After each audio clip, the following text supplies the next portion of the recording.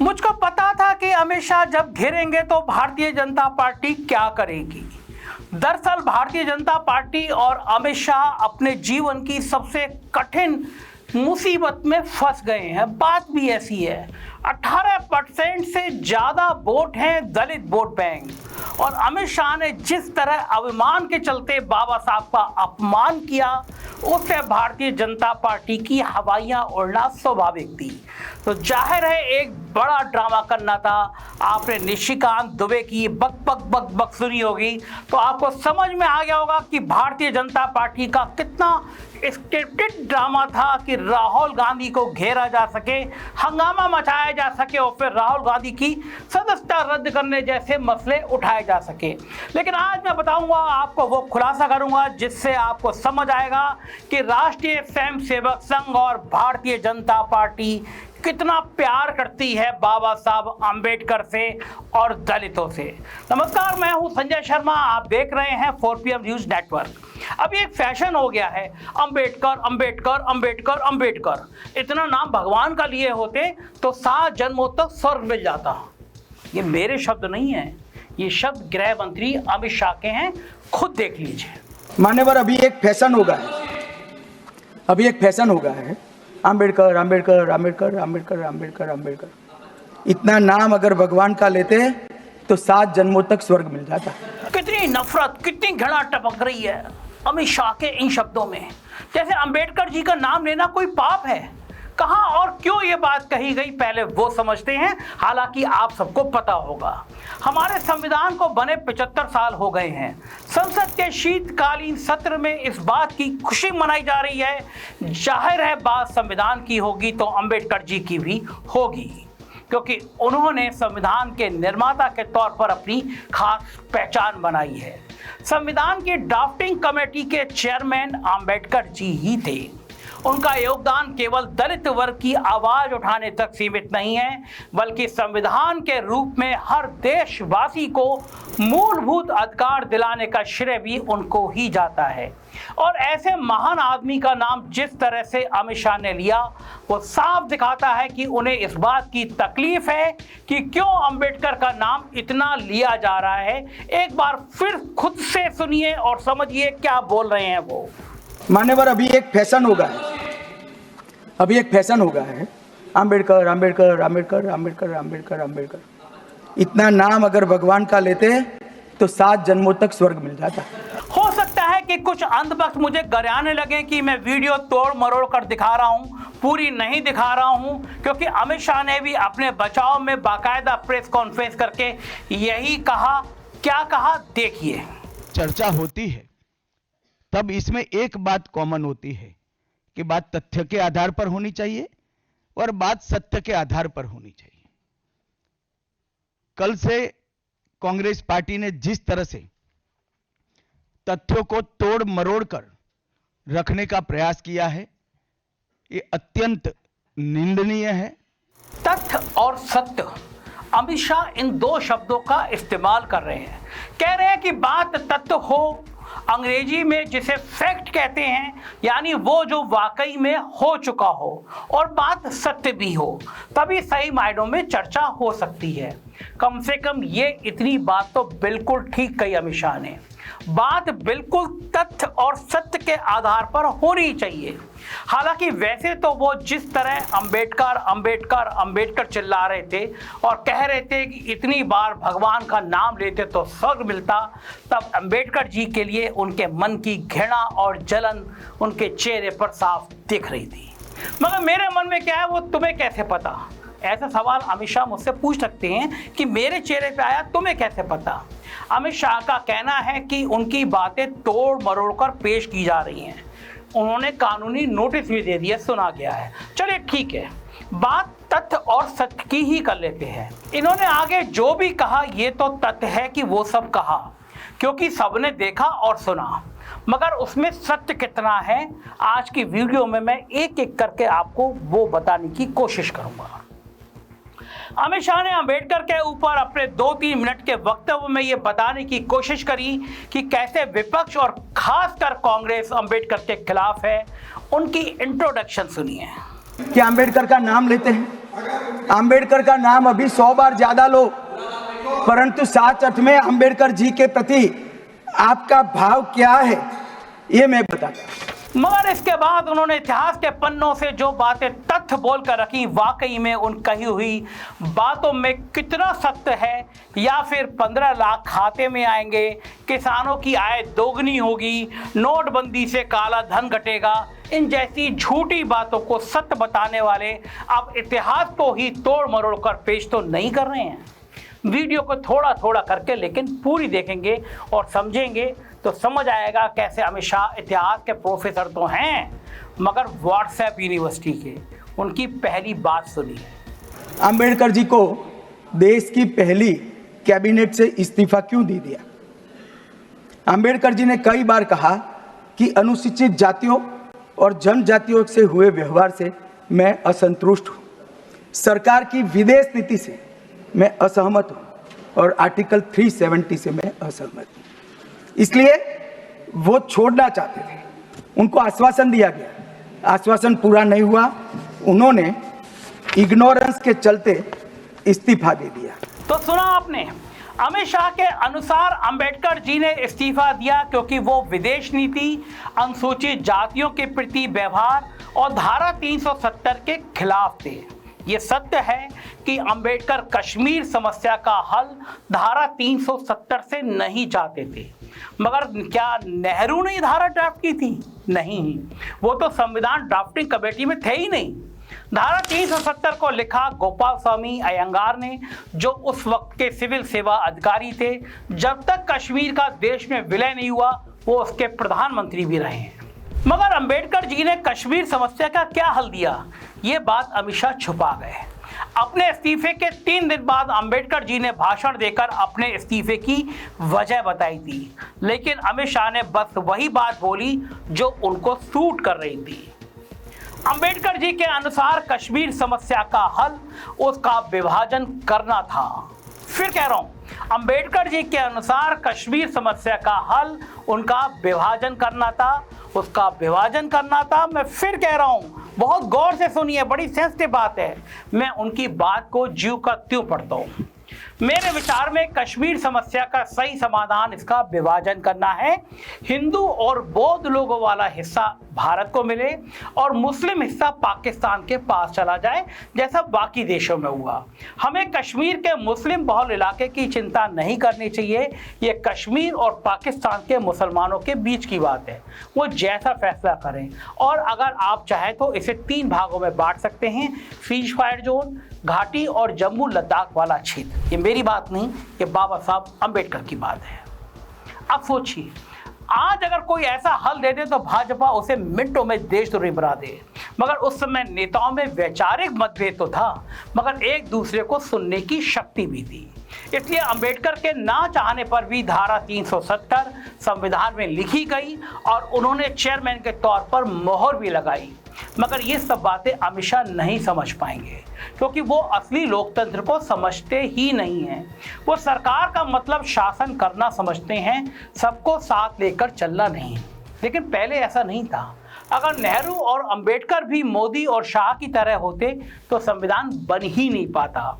मगर उस वक्त के नेता अपनी बात रखना भी जानते थे और बहुमत के आगे झुकना भी। इसलिए अंबेडकर जी के हिसाब से कश्मीर का समाधान कुछ और होता, लेकिन जो बाकी संविधान निर्माताओं ने कहा वो उन्होंने भी मान लिया। इसे ही डेमोक्रेसी कहते हैं, इसे ही लोकतंत्र कहते हैं। वरना लोकतंत्र तो ये हो गया था मोदी की सरकार, 56 इंच का सीना, जो मैंने कहा एक अकेला सब पर भारी। मगर उस समय में डेमोक्रेसी का मतलब सबके संग बात करना और सबकी बात मानना होता था। इसे ही लोकतंत्र कहते हैं, कहो मन की, करो सबके मन को साथ लेकर। ये भी ठीक है कि अंबेडकर और नेहरू में विदेश नीति को लेकर मतभेद था। अपने भाषण में उन्होंने इस्तीफे की एक वजह उस वक्त की विदेश नीति को भी बताया था। उन्होंने कहा था कि 15 अगस्त 1947 को जब हमने आज़ाद देश की तरह जीवन शुरू किया तो कोई देश हमारा बुरा नहीं चाहता था। दुनिया का हर मुल्क हमारा दोस्त था। आज 4 साल बाद सब दोस्त छोड़कर चले गए हैं, कोई दोस्त नहीं बचा, हमने सबसे दूरी बना ली है। उनका यह मतभेद नेहरू जी की नॉन अलाइनमेंट नीति को लेकर था। नेहरू जी की नॉन अलाइनमेंट नीति, जिसमें ना वो अमेरिका के पाले में दिखना चाहते थे और ना ही केवल रूस के खेमे में जाने को तैयार थे, अपना एक अलग वजूद चाहते थे। वही अंबेडकर जी का मानना था क्योंकि हम एक नया देश है, इसलिए पहले हम अपने बारे में सोचें, जिसके साथ देश का फायदा है उसका साथ दें। एक ही काम को करने के ये दो अलग अलग तरीके थे, क्योंकि दोनों महान विचारक थे, अपनी समझ रखते थे। और नेहरू जी की विदेश नीति तो आज भाजपा भी अपना रही है, वो यूक्रेन के साथ भी है और रूस के साथ भी। हकीकत ये है, इतनी फ्लॉप नीति है कि वो किसी के साथ नजर नहीं आ रही। फिलिस्तीन को देश का दर्जा देने के हक में भी है और इजराइल से भी संबंध बनाए हुए है। यही नेहरू की नीति थी कि किसी एक खेमे में नहीं जाना। दो बातें साफ हो गई। धारा 370 बिना इच्छा के ही सही, मगर बाकी लोगों के कहने पर चेयरपर्सन के तौर पर अंबेडकर जी ने उसे संविधान में स्थान दिया। दूसरी ये कि विदेश नीति पर अंबेडकर और नेहरू में बस वैचारिक मतभेद था। अब अनुसूचित जाति के प्रति रवैये की बात भी कर लेते हैं। 18 जून 1951 को संविधान में पहला संशोधन किया गया था। तभी आर्टिकल 15 में सब क्लॉज 4 जोड़ा गया, जिसमें कहा गया कि अनुसूचित जाति और पिछड़े वर्ग के लिए अगर सरकार कोई व्यवस्था करे तो उसे बाकी लोगों के प्रति भेदभाव नहीं माना जाएगा। यहीं से रिजर्वेशन की शुरुआत हुई। ये तो अंबेडकर जी की जीत थी, भला वो इस बात से दुखी होकर 3 महीनों बाद क्यों इस्तीफा देने लगे। हालांकि बैकवर्ड क्लासेस के लिए संविधान बनने के 1 साल बाद भी उनका अपना कमीशन ना बनने से वो नाराज थे। अपने भाषण में उन्होंने ये बात कही भी, मगर उनकी नाराजगी की सबसे बड़ी वजह अमित शाह छुपा गए। असल में बात कुछ और है, और वो असली तथ्य और उसे जुड़ा सत्य अमित शाह बताना नहीं चाहते, क्योंकि उससे इनकी आरएसएस के काले इतिहास और अंबेडकर विरोधी होने का पता चल जाएगा। उस सत्य में नेहरू और अंबेडकर एक साथ खड़े नजर आते हैं और आरएसएस दूसरी तरफ। वो सत्य है हिंदू कोड बिल। आजादी के वक्त हिंदू समाज में कोई पुरुष पहली बीवी की मर्जी के बिना दूसरी बीवी ला सकता था। विधवा औरतों को संपत्ति में अधिकार नहीं था। अलग जातियों के लड़का लड़की अगर शादी करना चाहे तो कोई तरीका नहीं था। अंबेडकर हिंदू समाज से इन सब कुरीतियों को मिटाना चाहते थे, इसलिए उन्होंने हिंदू कोड बिल लिखा। इसके बाद औरतों और बेटियों को संपत्ति में हक मिला। दूसरी जाति में शादी और बच्चा गोद देने का मार्ग खुला। पहली बार औरत को एक खराब पति से तलाक ले जाने की ताकत मिली। और ये काम उन्हें सौंपा किसने? जवाहरलाल नेहरू ने। 1948 में प्रधानमंत्री के तौर पर हिंदू कोड बिल बनाने की सब कमेटी का नेता अंबेडकर जी को नेहरू ने ही बनाया था। लेकिन हिंदू कोड बिल का सबसे ज्यादा विरोध किसने किया? जी हां, अमित शाह और मोदी की आरएसएस ने। मार्च 1949 का ये कार्टून देखिए। अंबेडकर के हाथ में हिंदू कोड बिल है, वो हिंदू औरत को बचाना चाहते हैं, वहीं ब्राह्मण वर्ग उन्हें खींच रहा है। इस रूढ़िवादी ब्राह्मण सत्ता का सबसे बड़ा ध्वजभाग भी आरएसएस है, जैसा वो आज भी है। जब अंबेडकर हिंदू कोड बिल लिख रहे थे तब आरएसएस की मदद से anti Hindu code bill committee बनी, जिसने पूरे देश में प्रदर्शन किए। मुस्लिम महिलाओं को 3 तलाक और आज़ादी दिलाने की बात करने वाले मोदी और शाह के वैचारिक पूर्वज हिंदू महिलाओं के हक की लड़ाई के खिलाफ थे। 11 दिसंबर 1949 को आरएसएस ने दिल्ली के रामलीला मैदान में हिंदू कोड बिल के खिलाफ रैली करी। आरएसएस के नेताओं ने उस बिल को हिंदू समाज के ऊपर एटम बम बताया। जाति प्रथा तोड़ने और हिंदू महिलाओं के हक की अंबेडकर जी की इस लड़ाई में आरएसएस उनकी दुश्मन क्यों थी? ये सवाल अगर अमित शाह से किया जाए तो उनको पसीना आ जाएगा। मगर वो अपने अलग ही तथ्य और सत्य जोड़ने में लगे थे। जैसे अपने संसद के भाषण में बाबा साहब के इस्तीफे के बाद नेहरू ने क्या कहा, अमित शाह केवल वो बता रहे, चलिए उसे भी सुन लेते हैं। पत्र लिखा कि अंबेडकर और राजा जी जैसे 2 महानुभाव मंत्रिमंडल छोड़ेंगे तो क्या होगा। तो नेहरू जी ने उनको जवाब में लिखा है, राजा जी के जाने से तो थोड़ा बहुत नुकसान होगा, अंबेडकर के जाने से मंत्रिमंडल कमजोर नहीं होता है। मान्यवर है विचार जो खड़गे जी कह रहे हैं ना, क्या आपत्ति है? जिसका विरोध करते हो उसका वोट के लिए नाम देना कितना उचित है? अब जरा देखिए, उस वक्त के प्रधानमंत्री से दूसरे मंत्री ने अंबेडकर जी के इस्तीफे के बारे में पूछा तो प्रधानमंत्री ने उस इस्तीफे से क्या फर्क पड़ेगा उस पर अपनी राय दी। उस वक्त नेहरू और अंबेडकर इतिहास के पन्नों में दर्ज नहीं हुए थे, जीते जागते लोग थे, विश्व गुरु नहीं थे, प्यार से बात करते थे, सम्मान करते थे। और सोचिए, क्या नेहरू ने यह कहा कि अंबेडकर जी आदमी सही नहीं है या मैं इनकी किसी भी विचारधारा से सहमत नहीं हूं? इतिहास में कोई भी दस्तावेज नहीं मिलेगा जहां नेहरू और अंबेडकर ने एक दूसरे के ऊपर गलत व्यक्तिगत टिप्पणी की हो। अब क्या क्या टिप्पणी की जाती है, आप इसके जीते जागते गवाह हैं। ये दोनों महान विचारक थे, पिछड़े समाज के लिए दोनों की विचारधारा भी एक थी। समस्या के समाधान सबके अपने हो सकते हैं, क्योंकि अगर नेहरू अंबेडकर के खिलाफ होते तो वो उनको 1948 में कानून मंत्री ही नहीं बनाते। नेहरू के मन में अंबेडकर और उनके विचारों के लिए बहुत सम्मान था, इसलिए जब पहले चुनाव में अंबेडकर जी हारे तो वो नेहरू ही थे जिन्होंने उनको राज्यसभा के जरिए संसद में पहुंचाया। इसलिए नेहरू और अंबेडकर दो अलग अलग व्यक्ति हैं, अलग विचारधारा नहीं है। मगर आरएसएस और अंबेडकर जरूर अलग विचारधारा है। वापस हिंदू कोड बिल पर आते हैं। 12 दिसंबर 1949 को आरएसएस ने हिंदू कोड बिल के विरोध में अंबेडकर जी और नेहरू जी के पुतले फूके। अमित शाह कांग्रेस पर तो वोट की राजनीति के लिए अंबेडकर का नाम इस्तेमाल करने का आरोप लगा रहे हैं, और खुद वो क्या कर रहे हैं? अगर इनमें हिम्मत है तो संसद में यह बात मान ले कि आरएसएस ने बाबा साहब अंबेडकर के पुतले जलाए थे। इस वीडियो में ये आगे कहते हैं कि भाजपा सरकार में अंबेडकर जी के जन्म स्थान पर स्मारक बनाया गया है। मगर अमित शाह जी, आपने इतिहास को आप मिटा नहीं सकते। तत्कालीन सरसंघ चालक एमएस गोलवलकर ने तो अगस्त 1949 के अपने एक भाषण में कहा भी कि अंबेडकर जिन सुधारों की बात कर रहे हैं वो भारतीयता से बहुत दूर हैं।